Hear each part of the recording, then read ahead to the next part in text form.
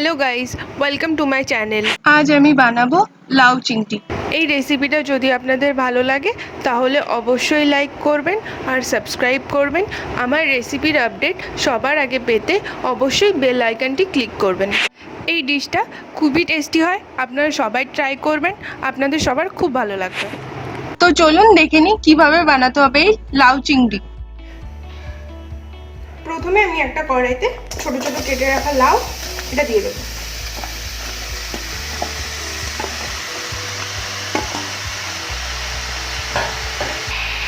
আর এর মধ্যে দিয়ে দেবো আমি সামান্য জল। আর এর মধ্যে দেবো আমি সামান্য নুন।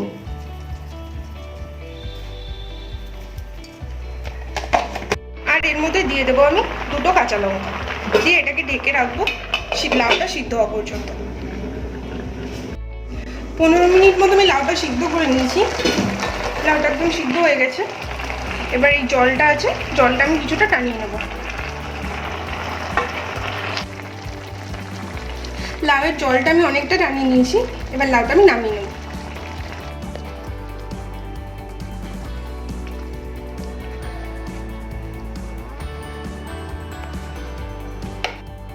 কড়াইতে আমি সাদা তেল দিয়ে দিয়েছি। এবার এর মধ্যে দিয়ে দেবো আমি একটা তেজপাতা,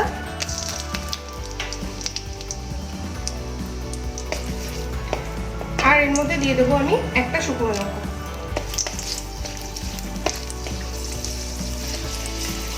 দিয়ে একটু ভাজবো। আপনারা চাইলে, আমি লাউটা যেমন আগে সিদ্ধ করে নিয়েছি, আপনারা এরকম ফোড়ন দিয়ে তার মধ্যে লাউটা দিয়ে ঢেকে দিতে পারেন, তারপর সিদ্ধ হয়ে গেলে নামিয়ে নিতে পারেন।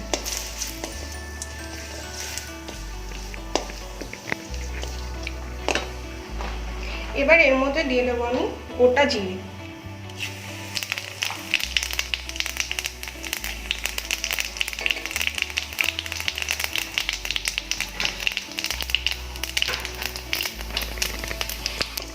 আর এর মধ্যে দিয়ে দেবো আমি কেটে রাখা একটা ছোট টমেটোটা অপশনাল, আপনারা চাইলে নাও দিতে পারেন। এবার এর মধ্যে দিয়ে দেবো আমি সামান্য নুন।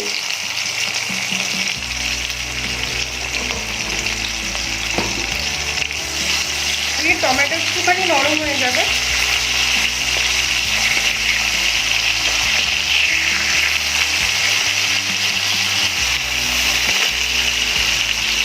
এবার এর মধ্যে হলুদ গুঁড়ো,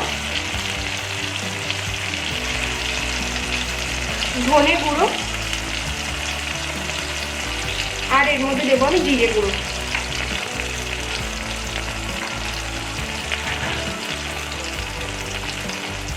আর দেবো আমি সামান্য কাশ্মীরি রেড চিলি পাউডার, এটাও অপশনাল, না দিলেও হবে। দিয়ে ভালো করে মিশিয়ে নেবো। আর এর মধ্যে দিয়ে দেবো আমি আগে থেকে ভেজে রাখা চিংড়ি মাছ, দিয়ে মশলার সাথে আবার ভালো করে মিশিয়ে নেবো।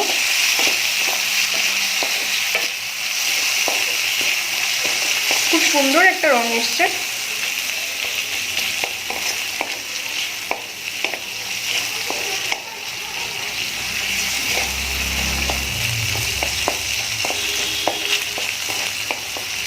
এবার এর মধ্যে দিয়ে দেবো আমি সিদ্ধ করে রাখা লাউ।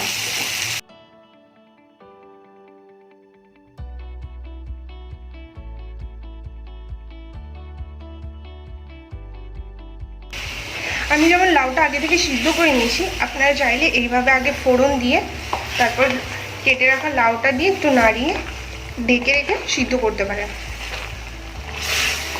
দুরকমভাবেই করা যায়। এবার ভালো করে মশলার সাথে লাউটা মিশিয়ে নেবো আমি।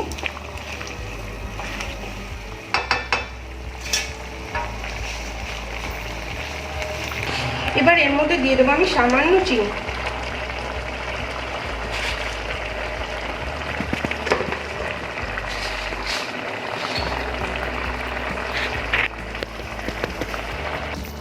এবার এর মধ্যে দিয়ে দেবো আমি স্বাদ অনুযায়ী নুন। আপনারা নুনটা দেখে দেবেন, আমার এখানে নুন লাগতো তাই নুন দিয়ে দিলাম। নুন দিয়ে ভালো করে লাউয়ের সাথে মিশিয়ে নেব।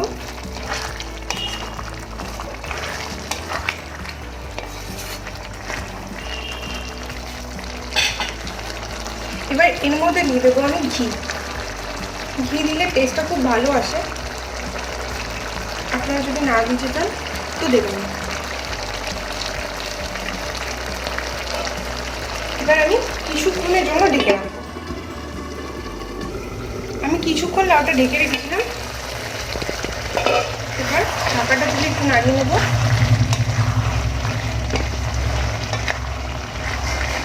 আপনারা যদি ঝোল ঝোল চান তাহলে এই অবস্থাতেই নামিয়ে নিতে পারেন। আমি একটু নামিয়ে নেব।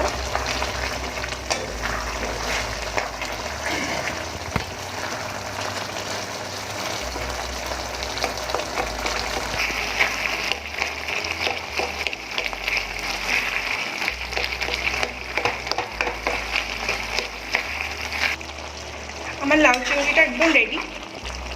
এবার এটাকে আমি নামিয়ে নেব।